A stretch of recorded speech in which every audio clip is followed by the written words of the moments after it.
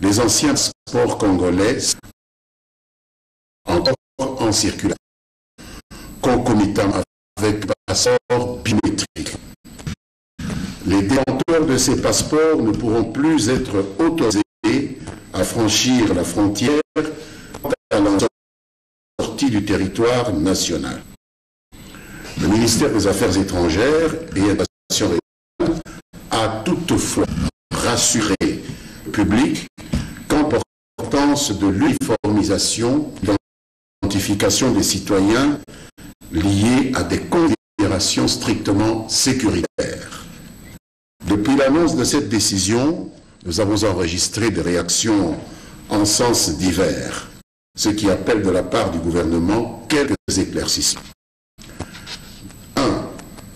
Les passeports semi-biométriques et biométriques vont circuler simultanément, ce qui pose un réel problème au regard des autorités étrangères, que ce soit des ambassades, les consulats et diverses chancelleries, quant à la fiabilité même du passeport de la République démocratique du Congo. L'octroi des visas aux Congolais désireux de se rendre en dehors du pays, ou encore le contrôle opéré sur les passeports congolais à l'étranger, fait ainsi l'objet de plusieurs controverses. À titre illustratif, certaines puissances étrangères ont même déjà annoncé qu'au mois de novembre 2017, les détenteurs des passeports semi-biométriques ne pourront plus accéder sur leur territoire. 2.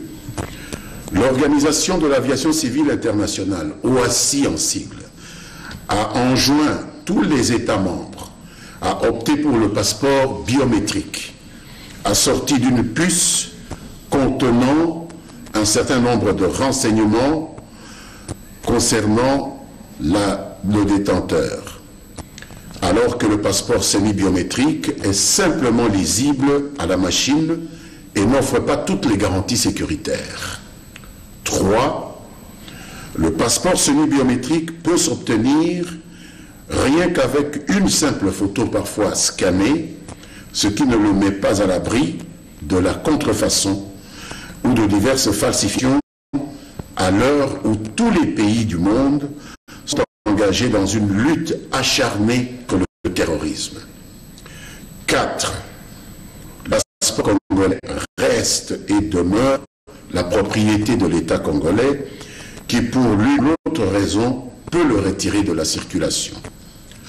5. Enfin, lors du lancement du passeport biométrique, le gouvernement avait annoncé que les anciens passeports semi-biométriques resteraient en circulation jusqu'à l'expiration de leur validité.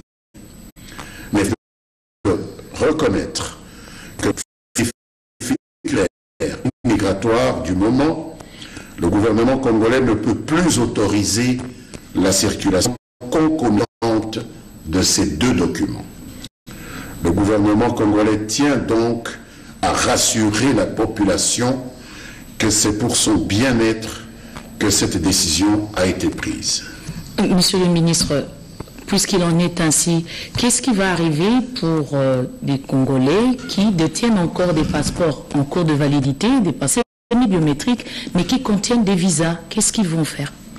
Ce qui va arriver dans ce cas, et ce cas peut se présenter dans plusieurs circonstances, c'est que les services de l'immigration, tout en annulant l'ancien passeport semi-biométrique, vont pouvoir attacher le visa qui se trouve dans le passeport annulé, dans le nouveau passeport biométrique pour ne pas pénaliser le porteur du visa. Donc il n'a pas perdu son visa, mais par contre il doit acheter un passeport biométrique. Voilà. Une deuxième préoccupation, monsieur le ministre.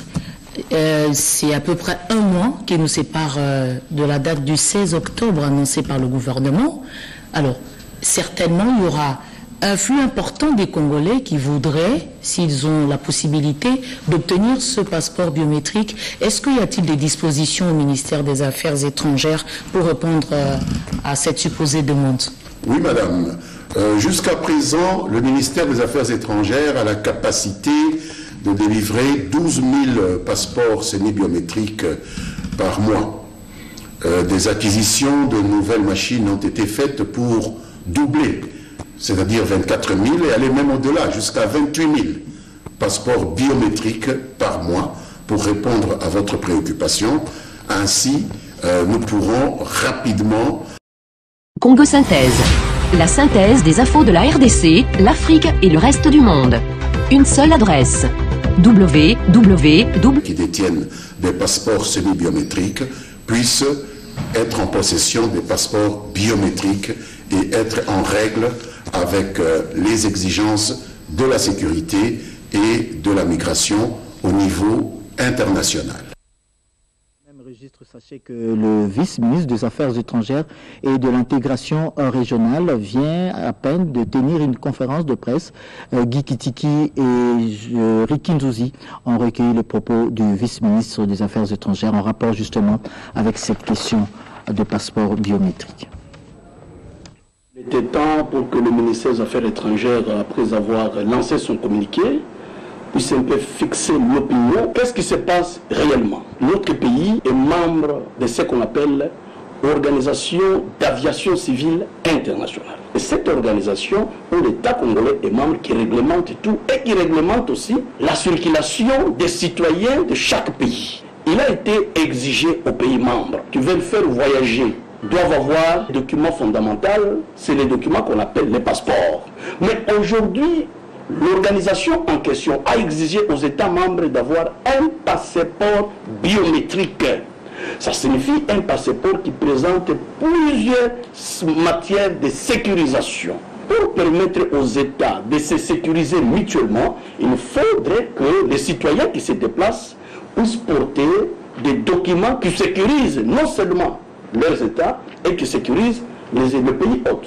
Les passeports que nous délivrons aux citoyens congolais, ce n'est pas un passeport pour aller circuler dans les 26 provinces, c'est pour aller circuler dans le monde. Si ça dépendait de la République démocratique du Congo, il suffit d'un coup de fil aux 26 gouverneurs que les passeports semi-biométriques continuent encore à circuler. Nous devons être un État qui doit prévenir son peuple.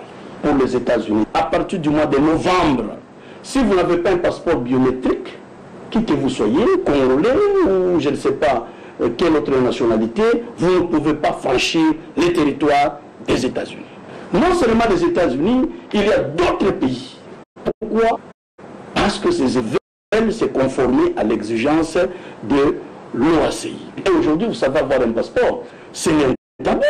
Ce n'est plus question de jours, ce n'est plus question de semaines, mais vous pouvez avoir votre passeport le même jour. C'est ici l'occasion que nous informons aussi notre peuple que les passeports, c'est juste 195 $, vous avez les passeports biométriques.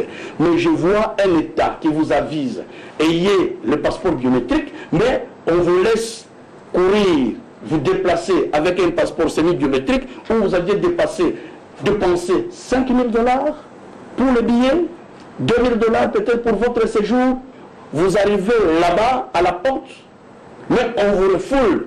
Mais vaut mieux dépenser 195 $, vous avez votre passeport biométrique, ça vous met d'abord en sécurité, ça met d'abord votre pays en sécurité, même le pays hôte, vous sécurisez le pays parce que vous êtes retraçable. Il n'y a pas à s'agiter, vos visas qui sont valides resteront valides, mais sauf le passeport qui est semi-biométrique ne sera plus valide à la date qu'on a donnée. Incubateur de cuir, si vous ne connaissez pas ce concept, en tout cas,